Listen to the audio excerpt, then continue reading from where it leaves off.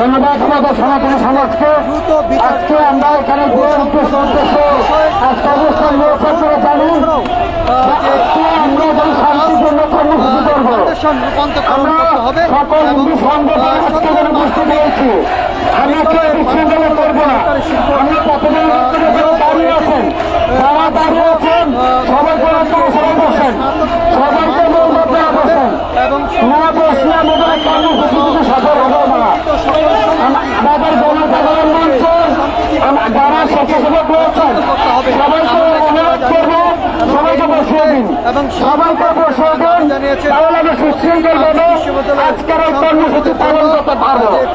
আমরা তাদের ধন্যবাদ জানাচ্ছি। মাত্র 2-3 দিনের আমাদের আহ্বানে আপনারা আজকে আমাদের আত্মগৌরব নেন, আমাদের অধিকার আন্দোলন সহ সকল সংগঠনের পাশে আপনারা সবাই উপস্থিত হয়েছেন।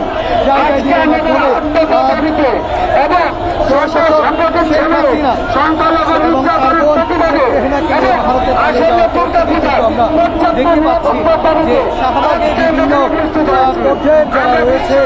সংখ্যালঘু থেকে শুরু করে বিভিন্নভাবে বাংলাদেশের বিভিন্ন বেসরকারি বিভিন্ন পরিষদের তারা কিন্তু আসলে আন্দোলন করছেন শাহবাগে।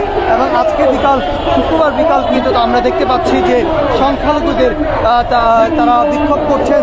তাদের যে 8 দফা দাবি, সে 8 দফা দাবি না মানা পর্যন্ত তারা কিন্তু আন্দোলন চালিয়ে যাবেন এমনটাই কিন্তু তারা বলছেন। এবং এই 8 দফা দাবি না মানা পর্যন্ত তারা আন্দোলন চালাবেন। এবং তারা বলছেন যে প্রধান উপদেষ্টা ডক্টর মোহাম্মদ ইউনূসের মাধ্যমেই তারা কিন্তু আসলে তাদের যে 8 দফা দাবি রয়েছে সেই 8 দফা দাবিতে তারা কিন্তু বাস্তবায়ন করতে হবে এমনটা কিন্তু তারা বলছেন। এবং এই বাস্তবায়ন না হওয়া পর্যন্ত কর্মসূচি কিন্তু তারা পালন করবেন এমনটা কিন্তু তারা বলছেন। প্রিয় দর্শক, সংখ্যালঘুদের যারা রয়েছেন তারা কিন্তু তাদের যে 8 দফা দাবি দিয়েছেন সেই 8 দফা দাবিতে তারা কিন্তু শাহবাগে অবস্থান নিয়েছেন। এবং আমরা দেখতে পাচ্ছি যে সংখ্যালঘুদের বিভিন্ন পর্যায়ে যারা রয়েছেন তারা কিন্তু আসলে অবস্থান নিয়েছেন, শিক্ষার্থী থেকে শুরু করে নারী শিক্ষার্থী থেকে শুরু করে অভিভাবকরা যারা রয়েছেন তারাও কিন্তু আসলে অবস্থান নিয়েছেন। এবং তারা বলছেন যে তাদের দফা না মানা পর্যন্ত, সেই 8 দফা যে না মানা পর্যন্ত তারা আন্দোলন চালাবেন এমনটা কিন্তু বলছেন।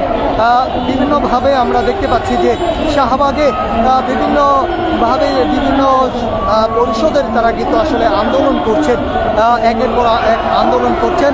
এবং সেই আন্দোলন করার কারণেই কিন্তু আমরা দেখতে পাচ্ছি যে শাহবাগের যে জনদৌর্ভ্য সৃষ্টি, সেই জনদৌর্ভ্যের সৃষ্টি কিন্তু আমরা দেখতে পাচ্ছি শুক্রবার বিকাল 3টা থেকে তারা কিন্তু আসলে তাদের যে 8 দফা দাবি রয়েছে সেই 8 দফা দাবি নিয়ে কিন্তু তারা অবস্থান নিয়েছেন। এই 8 দফা দাবি না মানা পর্যন্ত তারা আন্দোলন চালিয়ে যাবেন। এবং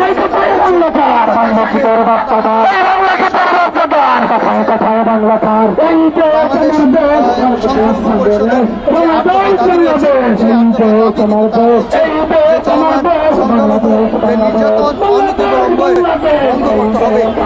বলছেন যে সংসদে যে সংখ্যালঘুদের নিশ্চিত করতে হবে এবং এই নিশ্চিত না হওয়া পর্যন্ত তারা আন্দোলন চালিয়ে যাবেন।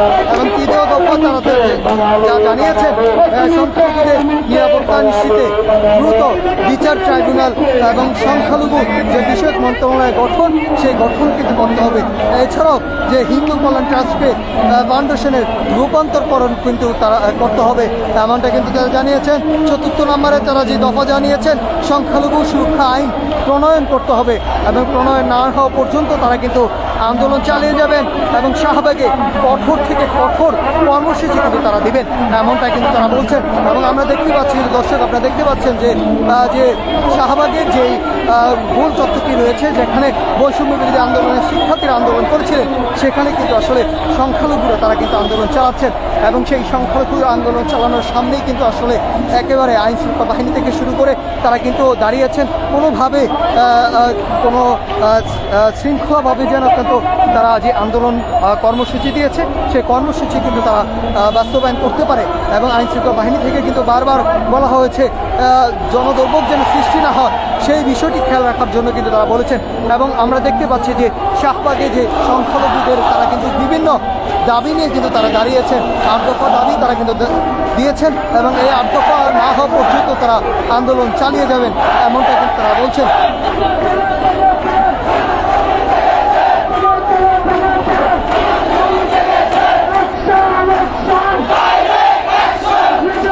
বিভিন্ন স্টোন জায়গা নিয়ে কিন্তু তারা দাঁড়িয়েছেন এবং তারা কিন্তু বলছেন যে তাদের বিভিন্ন স্লোগান রয়েছে, সেই স্লোগানে কিন্তু তারা জানিয়েছেন যে তাদের যে 8 দফা দাবি দিয়েছে সেই 8 দফা না মানা পর্যন্ত তারা আন্দোলন চালিয়ে যাবেন, এমনটা কিন্তু তারা বলছেন। দর্শক আপনারা দেখছেন জয় দিনের মাধ্যমে কে কোথা থেকে দেখছেন দর্শক কমেন্ট করুন, শেয়ার দিন, সর্বশেষ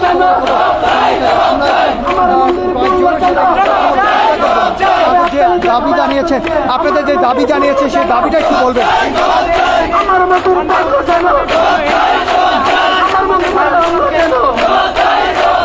আমার মন্দিরে লুটপাট কেন? আমার মন্দিরে লুটপাট কেন? আমার দোকানে ভাঙচুর কেন? রাষ্ট্র তুমি নীরব কেন? মিডিয়া নীরব কেন? সরকার প্রধান নীরব কেন? প্রশাসন নীরব কেন? ছাত্র সমাজ নীরব কেন? শিশু সমাজ নীরব কেন? অ্যাকশন অ্যাকশন, সনাতনী অ্যাকশন, শাহবাগের অ্যাকশন,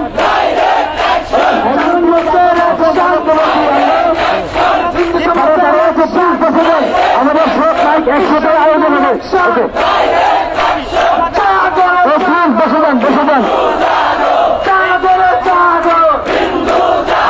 সবাই পিছন থেকে বসে দেন, রাউন্ড সেটে ঠিক করুন। দাবি নামানো পর্যন্ত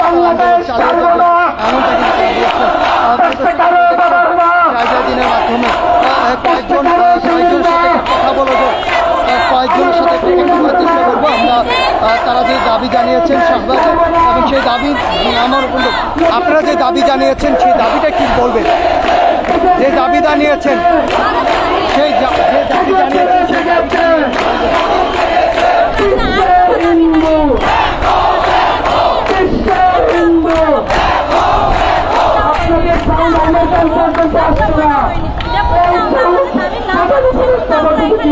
বুঝতে পারছি না।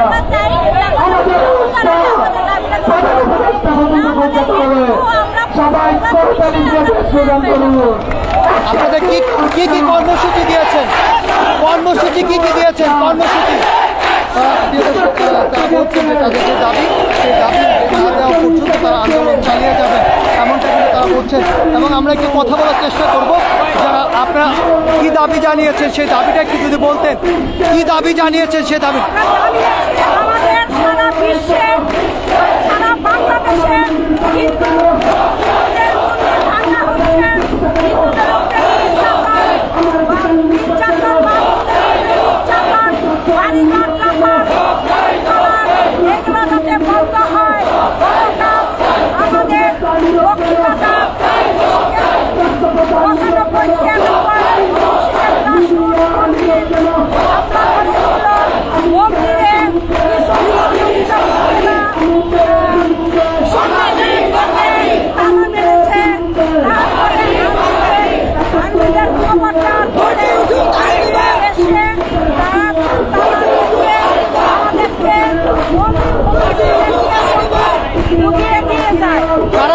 কারা করেছেন এটা?